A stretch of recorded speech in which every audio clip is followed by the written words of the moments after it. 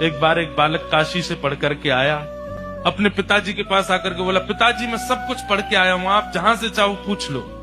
तो पिता ने यही पूछा, बताओ पाप के बाप का नाम क्या है? नहीं बता पाया। बोले ये तो नहीं पढ़ाया गुरुजी ने। बोले ढूंढ के आओ कौन है पाप के बाप। बालक ने कल पढ़ा ढूंढने के लिए, तभी 2-3 दिन निकल गए, कहीं से उत्तर नहीं मिला। तभी एक घर के बाहर गौ माता खड़ी थी, तुलसी का पौधा लगा था।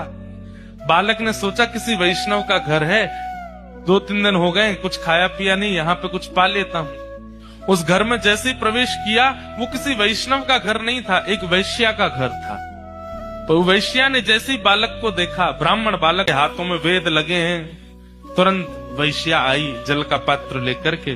तो ब्राह्मण ने तुरंत जल लिया, पान किया, पान करके बोली ये घर मुझे लगता है किसी वैष्णव का है, गोबर का चौका लगा है, बाहर गैया है, तुलसी का पौधा है।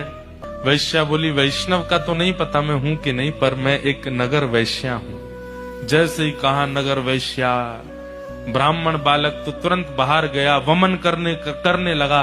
वैश्या बोली क्या कर रहे हैं आप? बोले पाप का बाप ढूंढने निकला था, वो तो मिला नहीं, तुम्हारे घर पर आके जल पी लिया, पाप और कर दिया मैंने।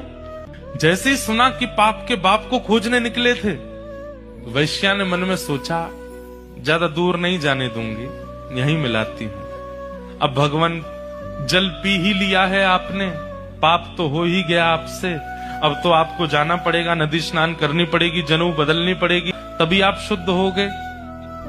ब्राह्मण बोले और नहीं तो ये सब करना पड़ेगा तभी शुद्ध होऊंगा मैं। तो जब पाप हो ही गया है तो थोड़ा और कर लीजिए। बोले मतलब? बोले पानी पिया है, प्रसाद भी पा लीजिए मेरे घर का, एक साथ कर लीजिएगा प्रायश्चित उसका।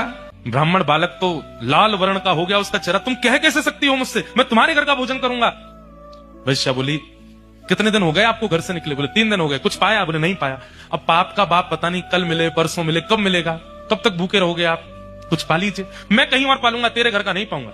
इतने दिन से आप अकेले घूम रहे हैं, आपके पास धन भी नहीं होगा, मेरे घर अगर आप प्रसाद पाएंगे तो मैं दक्षिणा में 5 सोने की मोहर आपको प्रदान करूंगी। बालक ने कहा 5 सोने की मोहर, ठीक है मैं पा तो लूंगा, लेकिन मैं अपने हाथ से बनाऊंगा, तुम्हारे हाथ से बना हुआ नहीं पाऊंगा। हाँ ठीक है मैं सीधा सामान दे देती हूँ, आप बना लेना। ब्राह्मण बालक जैसे ही बैठा बनाने के लिए, वैश्या आई आकर के बोली मुझे बहुत कष्ट हो रहा है, मैं देख नहीं पा रही हूँ, आप मेरे सामने बैठ के अपने हाथ से बना रहे हैं, मैं 5 की जगह 10 सोने की मोहर दक्षिणा में दे दूंगी, मुझे बनाने दीजिए ना, ये अवसर मुझे कब मिलेगा? ठीक है तुम बना लो, लेकिन गंगा जल में बनाना। बना करके थाली में परोस दिया। ब्राह्मण जैसे ही पाने के लिए बैठे, वैश्या ने कहा आपकी आज्ञा हो तो एक कवल में अपने हाथ से तोड़ के खिलाऊं आप? ब्राह्मण बालक बोला तुम कैसे सोच सकती हो, तुम्हारे हाथ से कैसे पाऊंगा मैं? तो बोले बिल्कुल नहीं, 15 सोने की मोहर दूंगी दक्षिणा में, मेरे हाथ से पालो। ठीक है एक कवल खिलाना, फिर बाद में मैं अपने आप खाऊंगा। बोला हाँ ठीक है। एक कवल जैसे उठा के दिया वैश्या ने, और एक हाथ घुमा करके दिया गाल पर, ताम्र वर्ण हो गया। क्या करती हो? बोले पाप के बाप से मिलवा रही हूं आपको। पाप का बाप कैसे? आप मेरे घर का पानी पीते? नहीं पीते। क्यों पिया? बोले वो तो मैंने अनजाने में पिया। अनजाने में पिया तो फिर मेरे घर का भोजन क्यों किया? बोले वो तुम्हारी बड़ी श्रद्धा थी। बोले झूठ मत बोलिए, सोने की मोहर के कारण आपने किया।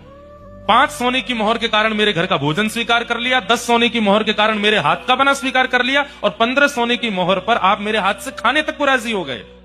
अपने पिताजी को जाके बता दीजिए पाप के बाप का नाम है लोभ। एक लोभ आपसे क्या क्या करवा देता है ये आप खुद विचार करो।